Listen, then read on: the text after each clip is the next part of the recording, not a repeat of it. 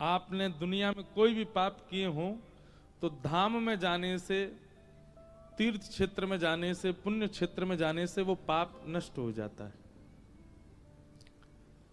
बहुत सावधानी से सुनिएगा। पूरे विश्व में किया गया कोई भी अनर्थ, कोई भी पाप, वो तीर्थों में जाने से नष्ट होता है। लेकिन उसके पीछे कारण है, कब नष्ट होता है। अब कोई व्यक्ति सारे पाप जितने भी आपको पता हैं वो सब करता है और वो द्वारिका आ रहा है, वो जगन्नाथपुरी जा रहा है, वो बद्रीनाथ जा रहा है, लेकिन वो इस बात को पहले ही विचार करके आया है कि जितने दिन द्वारिका में रहना बस उतने दिन छुट्टी है, लौट करके फिर से उसी कार्य में लग जाना है, वो सब खाना पीना है। ऐसे व्यक्ति के पाप कभी नष्ट नहीं होते। बल्कि ऐसा व्यक्ति तीर्थ में आता है तो तीर्थ उस पर बहुत ज्यादा दया कर देता है, उसके जो पाप 100 थे उनको मल्टीप्लाई इनटू 1000 और कर देता है। बहुत अच्छा।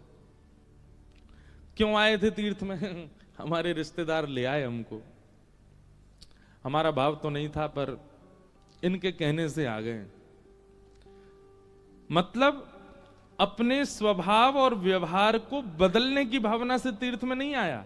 आप तीर्थ क्यों जाते हो, धामों में क्यों आते हो? कोई घूमने का कोई ये हॉलीडे स्पॉट थोड़ा ही है। यहां क्यों आया जाता है? ताकि जब लौट के जाएं तो कुछ परिवर्तन का अनुभव हो। कई लोग तो केवल मांगने के लिए जाते हैं ठाकुर जी को, हे द्वारिकाधीश।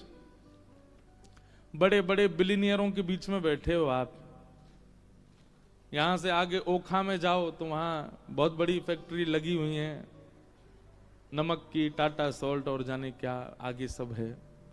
इस तरफ जाओ तो जामनगर में बड़ी बड़ी फैक्ट्री, बड़े भारत के श्रेष्ठतम मिलीनियर हैं दोनों तरफ, बीच में द्वारिकाधीश। वैसे मिलीनियर, बिलीनियर और उससे ऊपर जो भी होता हो वो हैं तो केवल द्वारिकाधीश ही। उनके छींटा पड़ गए हैं लोगों पे तो वो सब भी बनते जा रहे हैं।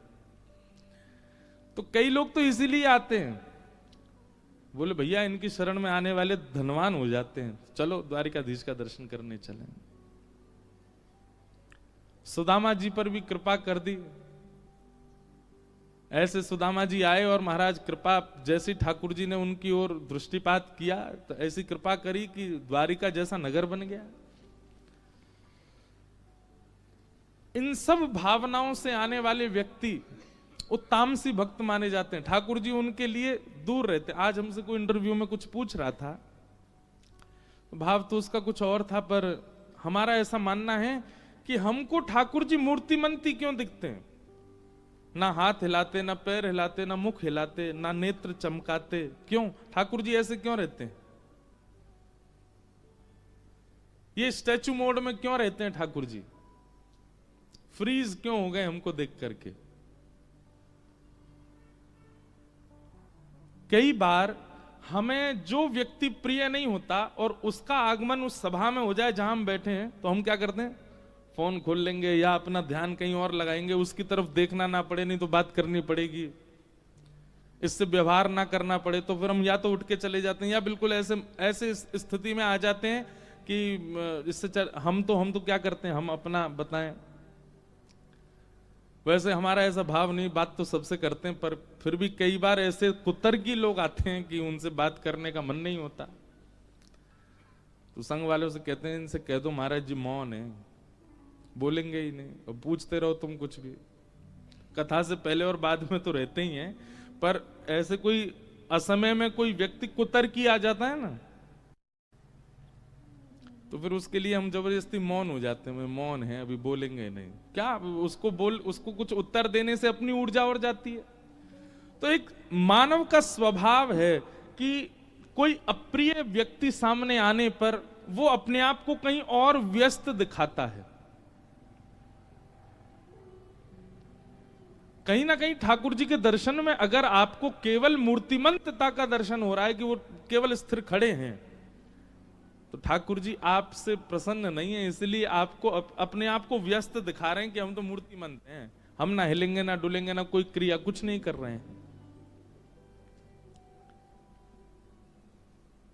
हर बार के दर्शन में एक अनुभव होना चाहिए।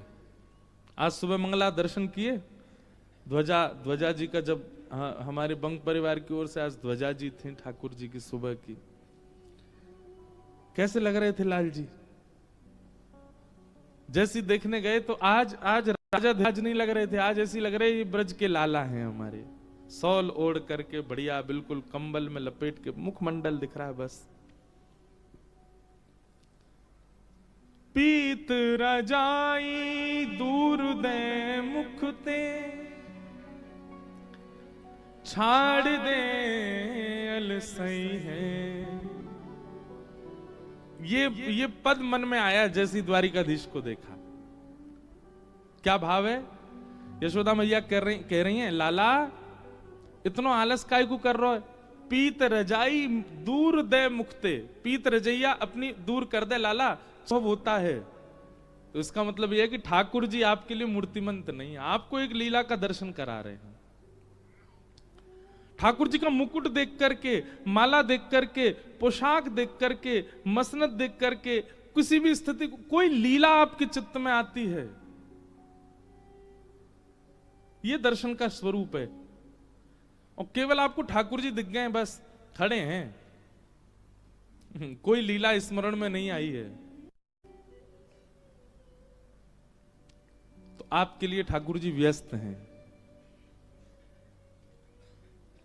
लीला चिंतन होना चाहिए, लीला अनुभव होना चाहिए। तो बात हम क्या कर रहे थे, पर कहां से कहां चले जाते हैं। शास्त्र आज्ञा करते हैं कि पूरी दुनिया में किए गए पाप तीर्थों में जाने से नष्ट हो जाते हैं। पर कब? जब तीर्थ में आप इस संकल्प से गए हो कि हे द्वारिकाधीश मैं आ रहा हूं आपके पास, आपके दर्शन के बाद नियम ले लूंगा, ये काम जो मैंने आज तक किया है ना इसको नहीं करूंगा, अब मैं अब त्याग दूंगा, तब तीर्थ आपके पापों को नष्ट करेगा। नहीं तो तीर्थ पे ऐसे तो फिर सारे चोरों की जमात लग जाएगी तीर्थों में, सारे गुंडों की जमात लग जाएगी, सब आते रहेंगे यहीं पे।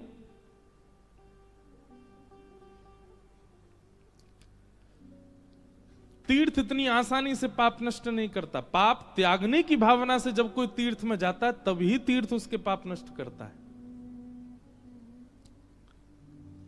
आप भाई आपको शुगर हो गया, आप रोज जाते हो डॉक्टर के पास, मेरी शुगर बढ़ रही है, मेरी शुगर, डॉक्टर आपको रोज दवाई दे देता है, फिर भी आपकी शुगर कंट्रोल नहीं हो रही। एक दिन डॉक्टर ने कहा, एक बात ये सुनो, इधर आओ, तुम रोज दवाई लेते हो, तुम्हारी शुगर कंट्रोल क्यों नहीं हो रही? अपनी दिनचर्या बताओ, सुबह नाश्ता क्या करते हो? कुछ नहीं, बस कचौड़ी खाता हूं, साथ में 2 जलेबी, फिर आपने एक दवाई दी है वो खा लेता हूं, उसके बाद दोपहर में बढ़िया पूड़ी बनती है, बेड़ई बनती है, बढ़िया छोले की सब्जी बनती है, उसमें चावल डाल के और बढ़िया रसमलाई के साथ वो भी पा लेता हूं। रात में सोते समय पराठे बनते हैं आलू के, बढ़िया चकाचक महाराज दही से पा, पराठे बनते हैं आलू के, बढ़िया चकाचक महाराज दही से पा लेता हूं। डॉक्टर बोलेगा तुम्हारे चरण कहां हैं, लाओ पधरा दो हमारे सिर पे। अरे आपने दवाई तो दे रखी है भाई, दवाई दे रखी है, लेकिन तुमको सही होने के लिए परहेज भी तो करना पड़ेगा। बिना परहेज के औषधि किस काम की? ऐसे ही तीर्थों में घूम रहे हैं, दया द्वारिका पहुंच गए, कभी सोमनाथ पहुंच गए, कभी बद्रीनाथ चले गए, ओ जगन्नाथपुरी पहुंच गए, वृंदावन चले गए, पर अपने स्वभाव का परहेज नहीं कर रहे हैं। स्वभाव के परिवर्तन का परहेज चित्त में नहीं है, तो कैसे तीर्थ आप पर कृपा कर देगा? इसलिए जब भी किसी तीर्थ क्षेत्र में जाओ, अपने एक अवगुण का वहां पर त्याग करके आओ, तभी आपका तीर्थ जाना सफल है। नहीं तो आपका जाना केवल धन की खर्चा करके आए हो, बस कोई फायदा नहीं। अपना एक अवगुण सोच करके जाओ।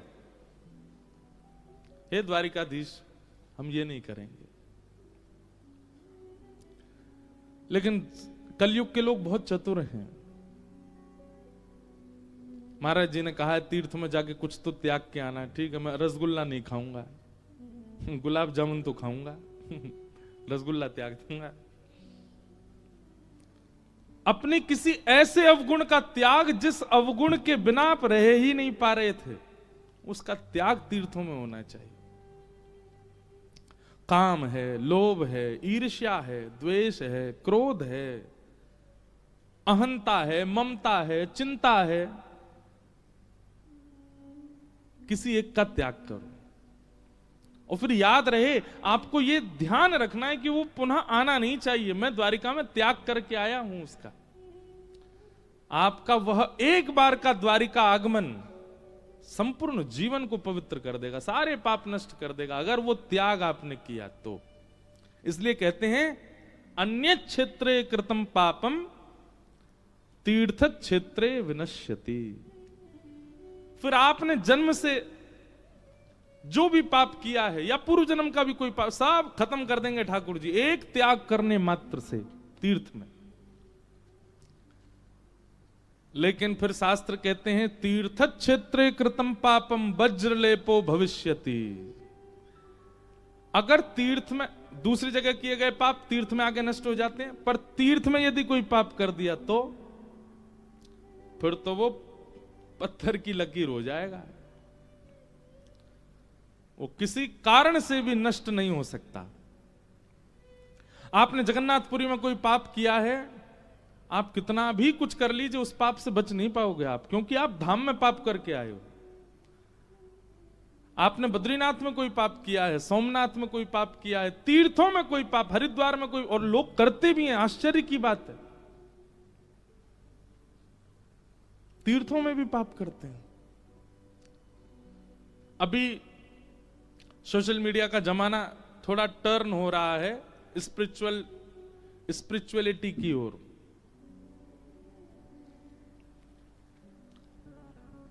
चाहे वो वीडियो ब्लॉगर्स हों, चाहे वो इन्फ्लुएंसर्स हों, वो सब अब तीर्थों में जाना प्रारंभ कर रहे हैं, पर वहां जाकर के भी वही नियम अपना रहे हैं जो गोवा में अपनाते हैं, वही नियम अपना रहे हैं जो मनाली में अपनाते हैं, वही नियम अपना रहे हैं जो सिंगापुर में अपनाते हैं, जो स्विट्जरलैंड में अपनाते हैं।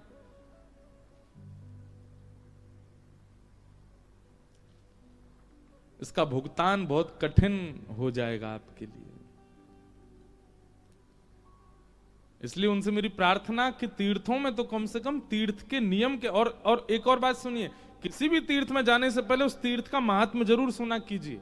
बिना महात्म्य जाने तीर्थ जाएंगे क्या लाभ। इसलिए हम रोज द्वारिका की एक बात बताते हैं आपको। मेरा स्वयं का ऐसा स्वभाव है, मैं कहीं भी जाऊं, दक्षिण में, उत्तर में, पश्चिम में, कहीं किसी भी नए तीर्थ में भी जाते हैं, वहां का कुछ ना कुछ पता चले, उसके बारे में क्या भाव है।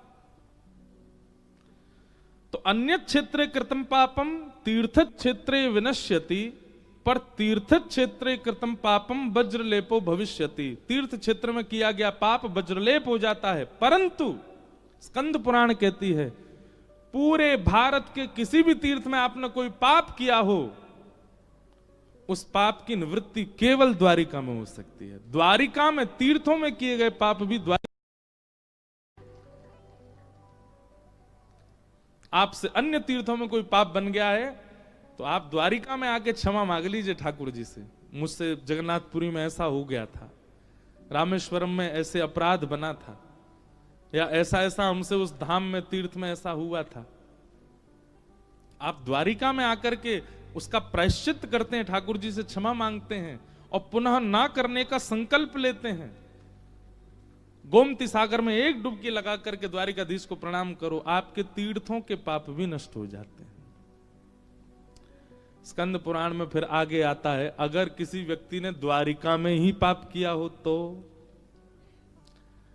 अन्य क्षेत्रों का तीर्थ में नष्ट होगा, तीर्थ क्षेत्रों का पाप द्वारिका में नष्ट होगा, और किसी ने द्वारिका में ही पाप कर दिया हो तो उसके बारे में लिखा है द्वारिका में किया गया पाप द्वारिका में ही नष्ट होगा, द्वारिका ही उसको मुक्त करेगा। जो समस्त तीर्थों के पाप नष्ट करने की सामर्थ्य रखता है वो द्वारिका के पापों को भी नष्ट करेगा। पर स्वाभाविक पाप नहीं होना चाहिए। स्वाभाविक पाप किसको कहते हैं? जानबूझ करके किया गया, जानते हुए भी किया गया, किसी आचार्य के द्वारा, कथा के द्वारा, सत्संग के द्वारा बताने पर, सावधान करने पर भी किया गया, उसको स्वाभाविक पाप कहते हैं। वो स्वाभाविक पाप यदि द्वारिका में भी आप करेंगे तो फिर कहां जाओगे ये तो भगवान ही जाने। इसलिए द्वारिका में बहुत प्रसन्न रहिए, यहां समस्त पाप नष्ट होते हैं, पर यहां कोई अपराध, कोई पाप, कोई दुष्क्रिया हमसे न बन जाए, इसका बहुत ध्यान रखिएगा। बहुत दयालु, बड़े कृपालु हैं श्री द्वारिकाधीश। और ये अवसर 7 दिन कथा कराने का, 7 दिन एक जगह रहने का, नित्य द्वारिकाधीश दर्शन करने का, ये अवसर उनकी इच्छा से प्राप्त हुआ। इस अवसर का भरपूर प्रयोग कीजिए, कोई पाप ना बने। और द्वारिका में कोई पाप बन जाए तो गोमती सागर में जरूर स्नान कर लीजिए। यह गोमती सागर संगम है, समुद्र में स्नान करने की अनुमति नहीं है यहां पर। क्यों? क्योंकि यहां का जो समुद्र है वो कहीं भी गड्ढा है, कहीं भी पत्थर हैं, तो कहीं आप बुका ना जाओ, कहीं अंतर ध्यान ना हो जाओ, इसलिए यहाँ के समुद्र में स्नान करने का नियम नहीं। आगे शायद कहीं बन गया हो तो बात अलग है। ये जो दिख रहे हैं ये गोमती सागर है, सुदामा सेतु के आगे, और उसका भी नियम है, जब ज्वार भाटा आता तभी जल बढ़ता है वहां पर, तभी स्नान करो गोमती सागर। और वहीं चक्र मिल जाए अगर, गोमती चक्र भीतर, उनको अपने शालिग्राम जी के साथ विराजमान कर दो। तो क्या समझ में आई बात? सारी दुनिया में किए गए पाप तीर्थों में नष्ट होते हैं, तीर्थों में किए गए पाप द्वारिका में नष्ट होते हैं, और द्वारिका में किया गया पाप गोमती सागर में स्नान करने से नष्ट हो जाता है। और फिर गोमती सागर में भी किसी ने अगर पाप कर दिया तो फिर तैरते तैरते आगे चले जाओ, वहीं डूब जाओ, इसके अलावा और कोई उपाय नहीं है फिर। अब इसके बाद और क्या बताया आप? बोलो द्वारिकाधीश की जय। द्वारिका